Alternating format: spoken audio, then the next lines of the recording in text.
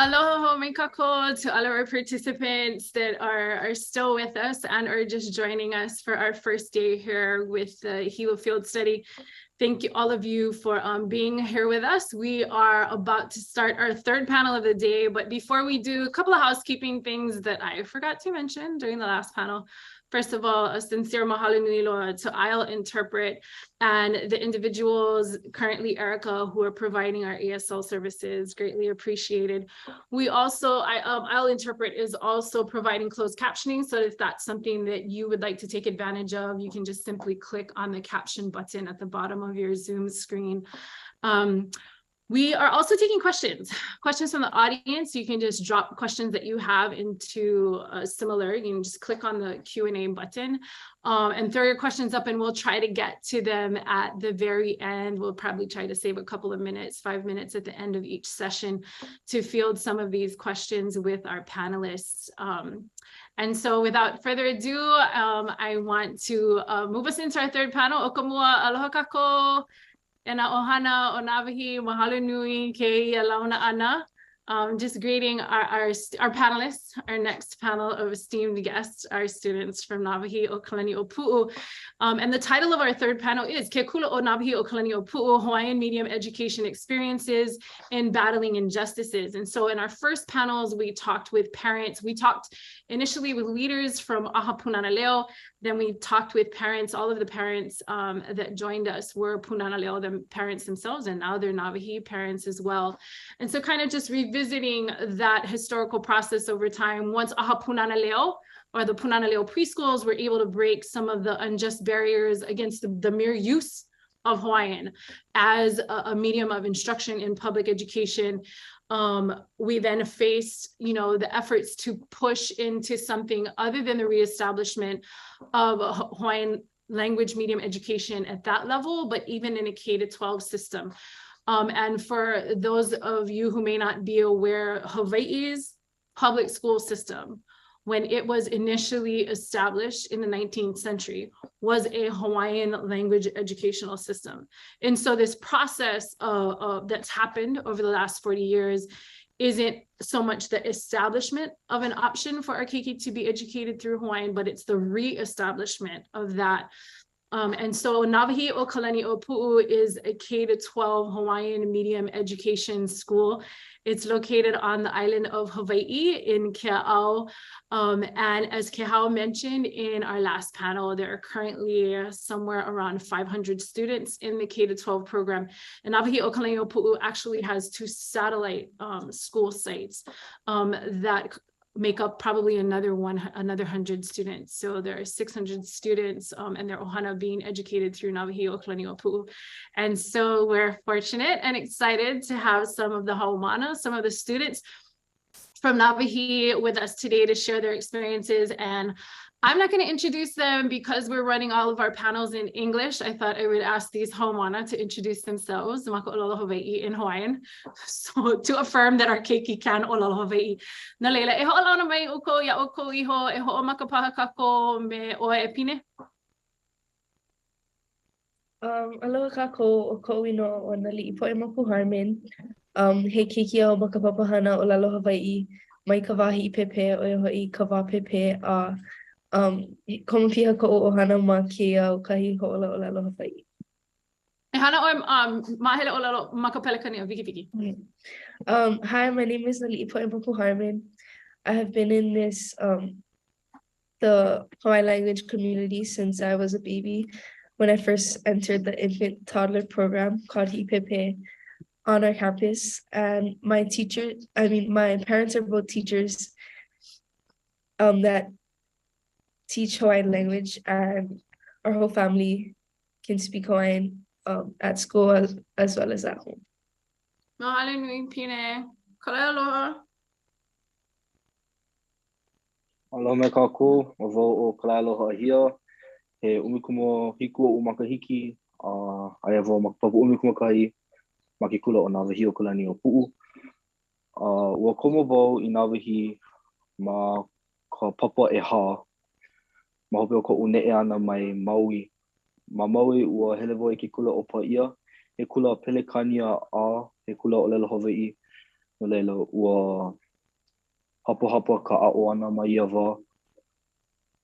He komaika'i no ka hiki ke hele ki kula Nāwahīokalaniʻōpuʻu. Hi, my name is ʻŌlelo. I'm 17 years old and I attend to the school of Nāwahīokalaniʻōpuʻu in the 11th grade.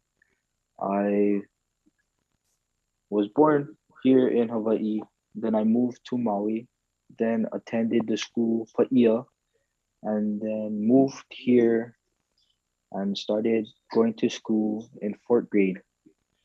And it's such a blessing for me because I'm just grateful to be able to live through the language of ʻŌlelo Hawaii. Mahalo nui ka aloha. Nā mai e ha olu. Aloha o eha ki ona ko inoa wa komo wau ma ka papaina punana leo. He ho kahi a'u lala ohana ma kia kula. Hello, my name is Eha Kiuna. I joined in the Hawaiian language kindergarten program that we have here. And I have one other immediate family member who can't speak Hawaiian in my family. Mahalo nui Ya'oko. Thank you guys for sharing that, giving us a little bit of insight on your experience and how you and your ohana have come to be a part of Nāwahīokalaniʻōpuʻu and the Hawaiian language movement overall. I'm going to jump right into the questions, and although I'll pose the question to one of you specifically, if the other two have mana'o, please feel free to chime in.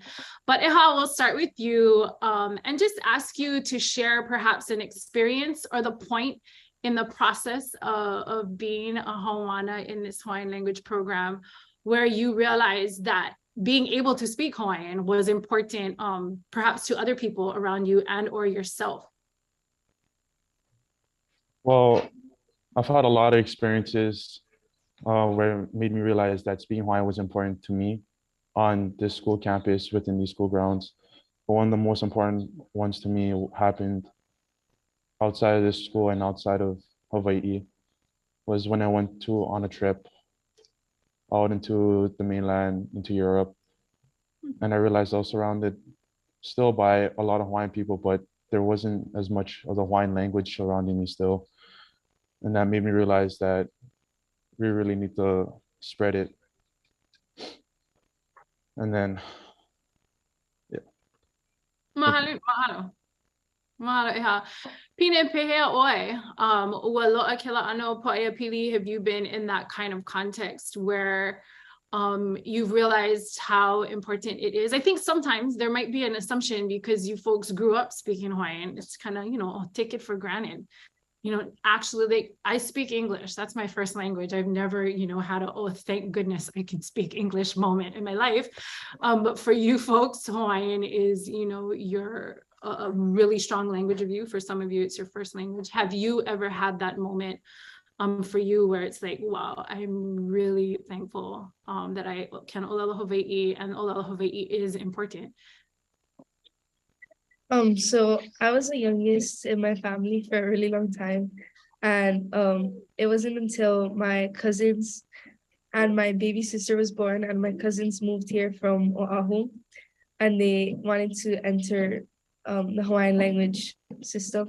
So they didn't understand how to speak Hawaiian, and they didn't understand the language. So as an older cousin, I knew that I had to help them by only speaking Hawaiian to them because they wanted to learn. And so at home, I would only speak Hawaiian to them so that when they came to school, they could also speak Hawaiian with their friends. And another example is my grandparents are Hawaiian, but they don't speak Hawaiian. And they always tell me how lucky I am to be able to go to school and speak Hawaiian because they weren't allowed to at their time, and they didn't have the opportunity to go to a Hawaiian school. Mahalo Pina for sharing that.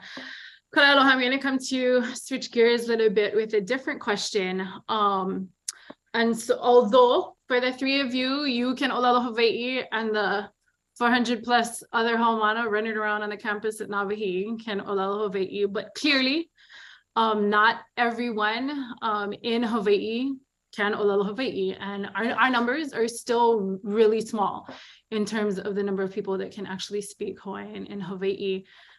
If we look particularly at your guys' age group for ʻōpio, what do you think it might take for more ʻōpio, for more individuals and youth your age to want to learn Hawaiian and have Hawaiian become the everyday language? Okay, so I was thinking about this a lot, and you know how there's mandatory classes in school. There's English, math, science, and I think a way for the Hawaiian language to become more known to us teenagers nowadays would be to make Papa ʻŌlelo Hawaii, the Hawaiian language class, a mandatory class, just like how English is a mandatory class. It could help to revive our language in some way. So, yeah. And you know, just for the audience that's participating, I think what Kalaaloha is talking about for our non-Hawaiian immersion schools, yeah, for the typical, which are the majority of schools in the public school system, the English language schools, for Hawaiian to be a requirement. And mahalo nui Kalaaloha no ia mana'o, that is actually, you know, you're not the first person nor the only person who thinks that that's a great idea. So mahalo for bringing that forward, because that's something that has been discussed. And I know that there are other schools throughout Hawaii, other private schools that have started to embrace that and make Hawaiian a requirement. So mahalo for bringing that up. I'm gonna just throw this out to you, and Eha, I'm gonna come to you first to respond to the question. It's not a question that was prepared, but it's along these lines of getting ʻōpio to ʻŌlelo Hawaii.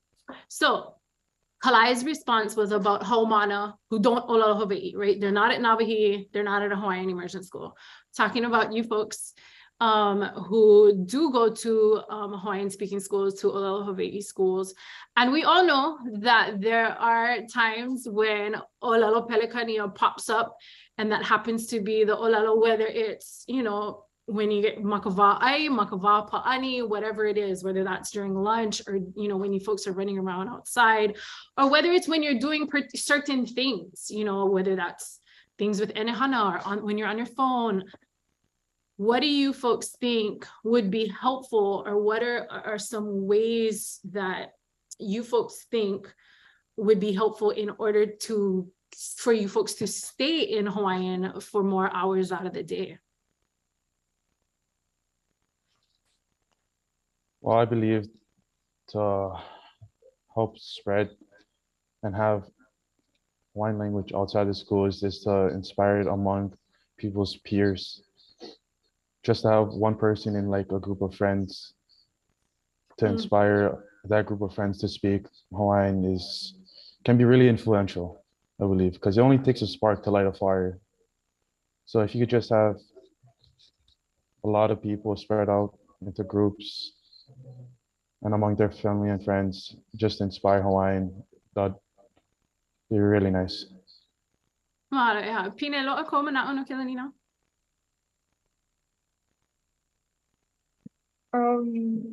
so I think that yeah, in the hallways at our school and outside of class, we do speak a lot of English. It's just like that's what our first instinct is, but I think that forcing students to speak Hawaiian wouldn't help, because we have to choose to speak Hawaiian. And yeah, like Eha said, if one of us decide that we're going to speak Hawaiian in a group, people want to follow, because people want to speak Hawaiian as well, because they'll feel weird speaking English to someone who's speaking Hawaiian to them. They'll kind of reciprocate what we're doing. So it just, yeah, mahalo. Mahalo, Pina, for that. I'm going to come back to you with a question that's kind of from a complete opposite perspective. Actually, maybe it's similar. It's related because I think the reason why English will pop up every now and then, you know, even at a school as strong in Hawaiian as Nāwahīokalaniʻōpuʻu, it's because English is the dominant language of our society. We are inundated with it. In media, you know, I think just out and about in the community, we're surrounded with English here in Hawaii. So much so that people question whether or not you folks will be able to even speak English or function in English. And I was just wondering, because you shared that your ohana, you know, everybody in your ohana does ʻŌlelo Hawaii, it's the language of your home. And I'm just wondering if while growing up, did you have that experience where people questioned your ability to speak, read, or write English? And if so, what was that like? And how did you respond to that?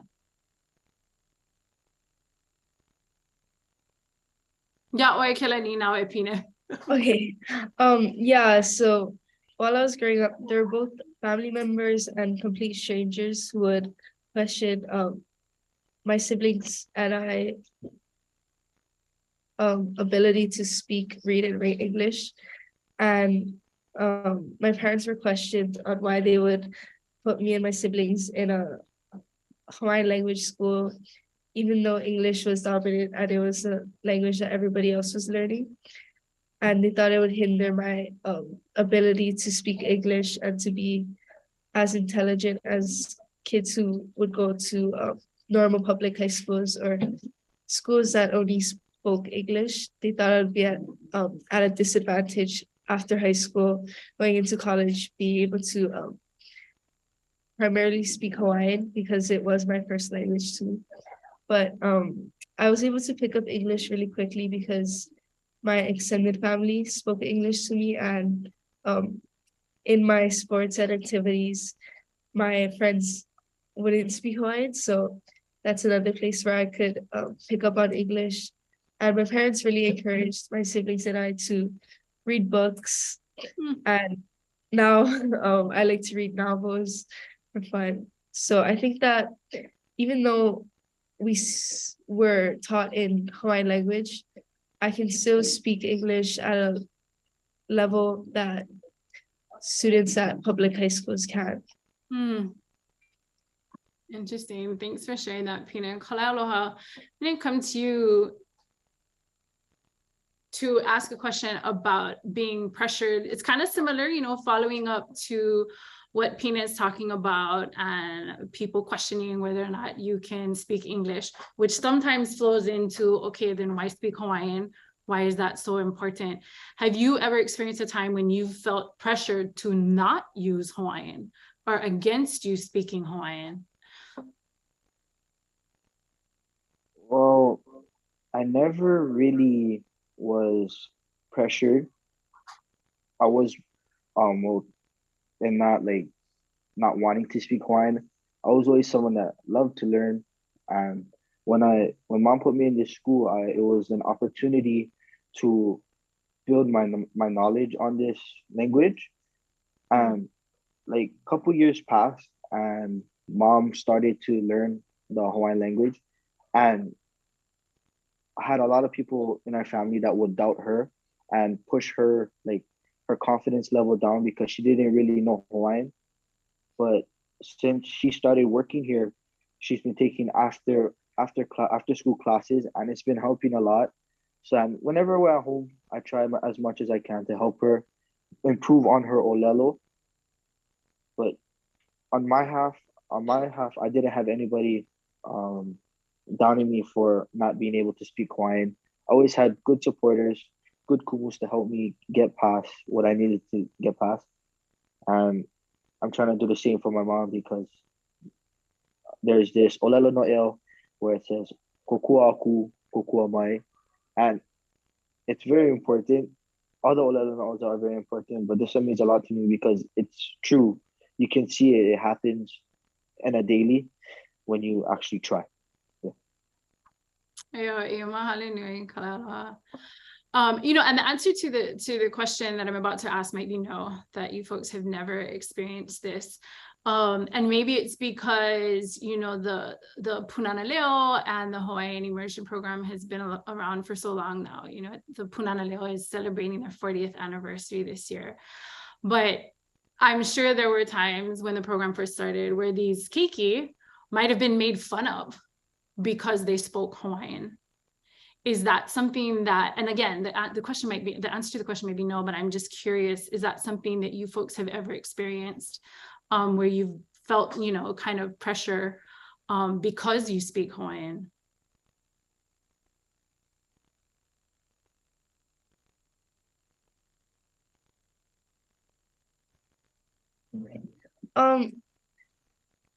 No, because I was raised in a community where speaking Hawaiian was looked at as a positive thing. Whenever my family was out and people heard us speaking Hawaiian, they would be happy to hear the Hawaiian language outside of schools. And they would come up to us and tell us that it's cool that we could speak Hawaiian as a whole family. And even at sports and other activities, whenever I would speak Hawaiian to some of my Hawaiian speaking teammates, my other teammates would want to learn what we were saying and they would want to follow along. So I never felt like I couldn't speak Hawaiian anywhere I went. And people were always interested in what I was saying because it was different from what they heard in their everyday lives. Mahalo nui, Pina, for sharing that. And it's insightful. And I think for the audience and the people that are joining us, it's, you know, for you folks, that might be a given and that might just be, you know, normal, that the fact that you folks ʻŌlelo Hawaii is something that the community actually appreciates and for lack of a better word right now, kind of praises you folks for and thanks you for. And for some in the audience, you know, that's just for clarity, that's been a process, right? It's something that's happened over time, that there is this kind of resurgence and there is this appreciation now, if you will, in Hawaii for the fact that Hawaiian language is again spoken and that you can hear it again in Hawaii. That doesn't mean that barriers don't continue to exist, but because of the persistence of parents and leadership, I think we've seen that over 40 years now where there is a sincere appreciation. And I think it always existed. But you know, that just continues to grow, that there is an appreciation by those that don't speak Hawaiian for the work that's being done and for our Kiki and our Upio, like the three of our panelists who are here with us today, who continue to perpetuate and speak and ho'ola our ʻŌlelo Hawaii. So just wanted to touch on that. I'm going to come to you with Eha for a question that has to do with all the ho'okipo malihini that happen at Nāwahī, because a lot of Native peoples come to Nāwahī and visit Nāwahī to learn about the history and the process of what's happened in reestablishing these Hawaiian language schools. What thoughts or advice do you have for other people who are trying to reestablish and ho'ola their languages? What thoughts or advice do you have for them about schooling through an endangered language like Hawaiian? Well, for them, I would take what we have done here at Nāwahī and try to emulate it in their own native lands, because Nāwahī really has it down over here. They started, they started teaching the young, the babies, the children, the language, and then so they can move on up into their older years. And that in its own is very helpful, because being able to speak two languages kind of makes other things seem easier, because then you have two kind of perspectives, a native perspective and something else. So yeah, for Native people, I would really start raising their children in the language, and then maybe trying to inspire other young adults to also adopt their native language. Mahalo nui. We have a couple of questions that came in from the audience, and the first one is near and dear to my heart, and you can know if you haven't seen the question, you know which one I'm talking about, but I'm going to start with you, Kala Aloha. The question is, would you be interested in having more Hawaiian media, whether that's music, movies, or books? Yes, I would, because that's another way we can express our stories and our feelings. And it's really important for us to do that, because if we was to make a song in ʻŌlelo Hawaii, you can show the people that it's how important it is to us, because it's in our ʻŌlelo and our thoughts. So we can speak what we're thinking, but through songs, same as it would be in English. And for movies, it'd be interesting to see that too. Pina or Eha, do either of you have thoughts about that, about having more either access to or just media resources in and through Hawaiian? Yeah, see, I think we're getting more and more media in Hawaiian, especially this year, because we have a class. It's a communications class, but we are able to learn about recording and what goes into it. Having to plan out what you're gonna say, what shots you're gonna take. And through us learning this, we're able to preserve more of our songs. We're able to record it and put it on the internet for future generations. So I think we're growing in that way, and we have a lot more resources in terms of media, music, movies, and books, because we're learning to use the modern technology of today in order to preserve that knowledge for future classes and future generations. Mahalo, Pina.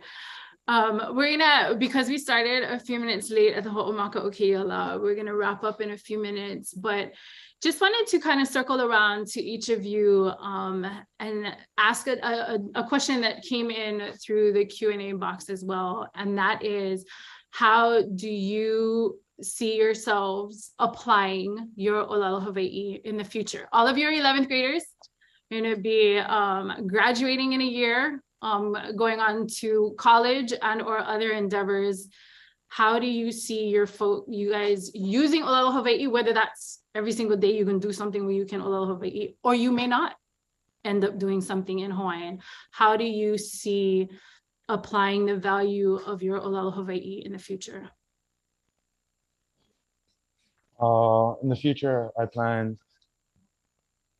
the far future, I plan to raise my children in ʻŌlelo Hawaii, because I found that inspiring for my parents' generation. Some of them have done it.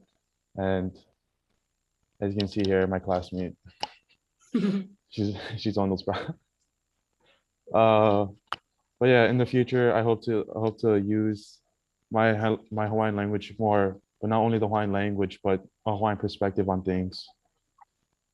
I hope that it can help me in different situations and different areas of my life, so I can further progress up the stairs of life, I guess. Mahalo. Yeah, Eha. ʻŌlelo, komo mana'o no ia ni na? Well, like Eha said, I also am gonna raise my children in Hawaiian language, because it was my first language, so it'll be their first language as well. And in whatever career I have, I want to keep in mind where I come from, my culture, and always give back to the community that raised me and the Hawaiian language community in whatever career I choose. Mahalo nui Pina. Aloha, komo mana'o? Yeah. So, yes, I want my kids to grow up learning the ʻŌlelo Hawaii. I want my kids to start in Nāwahī and graduate from Nāwahī. But I also want them to learn not only the ʻŌlelo, but the stories and the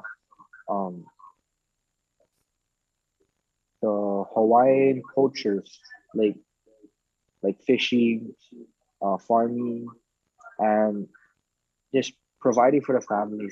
because my family is a fishing family, and I want to pass on my knowledge to my kids so they can pass it on, and hopefully they can pass on the ʻŌlelo with it. Mahalo, mahalo yaʻoe kalai aloha.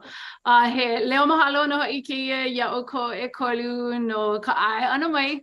E komo ike yo panela wala'o pokole mea'u. Thank you to each of you for agreeing to join us today and share mana'o and be a part of this panel discussion. I know for Nāwahī folks are ma'a.